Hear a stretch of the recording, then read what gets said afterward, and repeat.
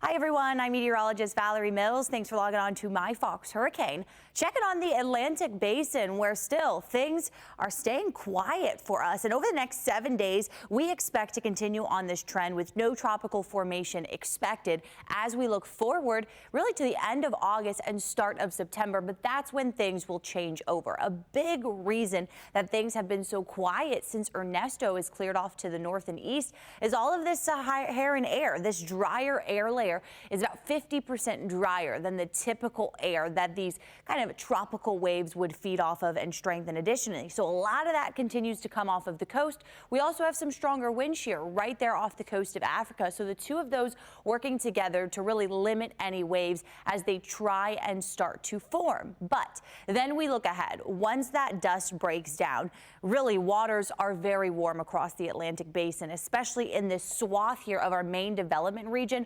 Water temperatures there running 3 to 5 degrees warmer than normal. So that is going to offer up a lot of fuel for these storms. And you've heard us talking about it over the last several weeks, but we are looking out into the Pacific where La Nina is starting to emerge. La Nina also factors in with what we expect to be an above average season, as that typically leads to less wind shear out in the Atlantic Basin, and less wind shear offers up some more strengthening for storms as they kind of move through some of these regions. So we look ahead to climatology in September, and again, all of the Atlantic Basin is fair game. That includes the tropical Atlantic off the east coast of the state, up into the Caribbean and the Gulf of Mexico. All of those areas well within where we would expect some tropical formation. Next name on the list is Francine for the Atlantic hurricane season. While things are quiet over here, we flip over to the Pacific, where it's been busy the last couple of days.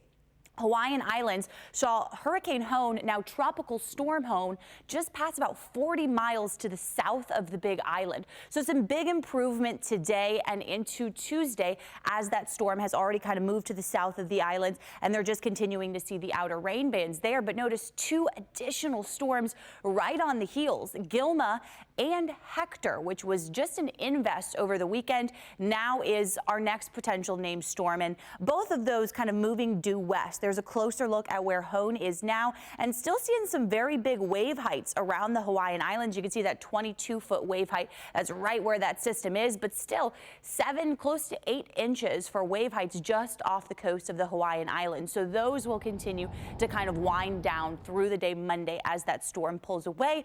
But look at the impressive rain totals that we got really across the Hawaiian Islands. Most of this Saturday into Sunday were a lot of spots reporting over 2 feet of rain. So that is a lot of rain. And of course, we've got that terrain that plays into that area as well. So a lot of flash flooding, mudslides, a concern as we continue to watch for some of those rain bands from Hone to move across the islands. Then we flip over to Hurricane Gilma. This was a Category 4 hurricane, luckily out into the open waters, but just Saturday and Sunday, we were seeing sustained winds 130 miles per hour. Those are now down to 105. And this storm developed a little bit more to the north of where we saw Hone develop. So as we play out this track map here, we're expecting it to scoot to the north of the Hawaiian Islands at the end of this week into Saturday versus Hone, which took more of that southerly track. So this storm is going to counter some cooler waters, and that's why it is expected to weaken as it continues. But still, we're talking about a 2-3 day break for Hawaii